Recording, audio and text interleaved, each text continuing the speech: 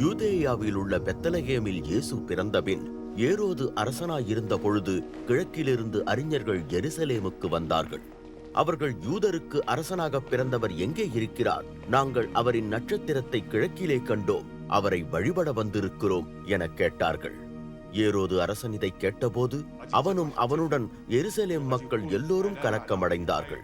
அப்பொழுது அவன் எல்லா தலைமை ஆசாரியர்களையும் நீதிச்சட்ட ஆசிரியர்களையும் ஒன்று கூட்டி, கிறிஸ்து எங்கே பிறப்பார் என கேட்டார். அவர்களோ, யூதேயாவில் உள்ள பெத்லகேமில் என பதிலளித்தார்கள். ஏனெனில் இறைவாக்கினன் எழுதியிருப்பது இதுவே. யூதாவின் நாட்டிலுள்ள பெத்லகேமே, யூதாவை ஆளுபவர்களில் நீ அற்பமானவனல்ல. ஏனெனில் உன்னிலிருந்து ஆளுநர் ஒருவர் வருவார், அவர் எனது மக்களான இஸ்ரவேலுக்கு மேய்ப்பராயிருப்பார் என பதிலளித்தார்கள். அதன்பின் ஏரோது அறிஞர்களை ரகசியமாய் அழைத்து நட்சத்திரம் தோன்றிய சரியான நேரத்தை குறித்து அவர்களிடமிருந்து கேட்டு அறிந்து கொண்டான். ஏரோது அவர்களிடம், நீங்கள் போய் குழந்தையை கவனமாய் விசாரித்து தேடுங்கள். அவரை கண்டதும் நானும் போய் அவரை ஆராதிக்கும்படி உடனேயே எனக்கும் அறிவியுங்கள் என்று சொல்லி அவர்களை பெத்லகேமுக்கு அனுப்பினார். அரசன் கூறியதை கேட்டபின் அவர்கள் தங்கள் வழியே போனார்கள். அவர்கள் கிழக்கிலே கண்ட நட்சத்திரம் அவர்களுக்கு முன்னாகச் சென்றது. அது குழந்தை இருக்கும் இடம் வரை வந்து அதற்கு மேலாக நின்றது. அவர்கள் நட்சத்திரத்தை கண்டபோது மிகுந்த மகிழ்ச்சி அடைந்தார்கள். அவர்கள் வீட்டிற்குள் வந்து தாய் மரியாளுடன் குழந்தை இருக்க கண்டு அவர்கள் தரையில் விழுந்து அவரை வழிபட்டார்கள். பின் தங்கள் திரவிய பெட்டியை திறந்து தங்கம், நறுமணத்தூள் மற்றும் வெள்ளை போளம் ஆகியவற்றை பிள்ளைக்கு அன்பளிப்பாக கொடுத்தார்கள்.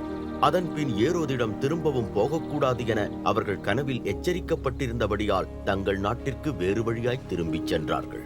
அறிஞர்கள் போன பின்பு கர்த்தரின் தூதன் ஒருவன் யோசேப்புக்கு கனவில் தோன்றி, எழுந்திரு, குழந்தையையும் தாயையும் கூட்டிக் கொண்டு எகிப்துக்கு தப்பிப்போ. நான் உனக்கு சொல்லும் வரை அங்கேயே தங்கியிரு, ஏனெனில் ஏரோது குழந்தையை கொல்வதற்காக வகை தேடுகிறான் என்று சொன்னான். உடனே அவன் எழுந்திருந்து குழந்தையையும் அதன் தாயையும் கூட்டிக் கொண்டு இரவு நேரத்தில் எகிப்துக்கு புறப்பட்டுச் சென்றான். அவன் ஏரோது சாகும் வரைக்கும் அங்கேயே இருந்தான். இவ்வாறு கர்த்தர் தனது இறைவாக்கினன் மூலம், எகிப்திலிருந்து நான் என் மகனை அழைத்தேன் என்று கூறியிருந்தது நிறைவேறியது.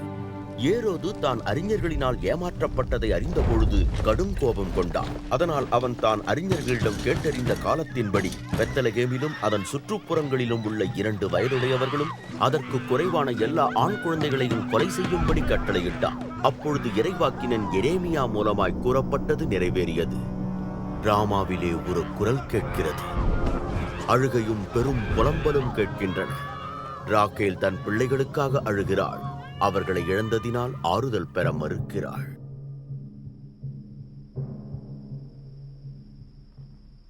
ஏரோது இறந்த பின் கர்த்தரின் தூதன் எகிப்தில் யோசேப்புக்கு கனவில் தோன்றி, எழுந்திரு, குழந்தையையும் அதன் தாயையும் கூட்டிக் கொண்டு இஸ்ரவேல் நாட்டுக்கு போ. குழந்தையின் உயிரை வாங்க தேடியவர்கள் இறந்து விட்டார்கள் என்றார். எனவே அவன் குழந்தையையும் தாயையும் கூட்டிக் கொண்டு இஸ்ரவேல் நாட்டிற்கு போனான். ஆனால் அர்கேலாயு தனது தகப்பனான ஏரோதுவின் இடத்தில் யூதேயாவில் ஆட்சி செய்வதை யோசேப்பு கேள்விப்பட்ட போது அவன் அங்கே போக பயந்தான். அவன் கனவிலே எச்சரிக்கப்பட்டபடியால் அப்பகுதியை விட்டு கலிலேயா மாவட்டத்திற்கு போனான். அங்கு போய் நாசரேத் பட்டணத்தில் வாழ்ந்தான். எனவே இயேசு நசரேயன் என அழைக்கப்படுவார் என இறைவாக்கினர் மூலம் சொல்லப்பட்டது இவ்வாறு நிறைவேறியது.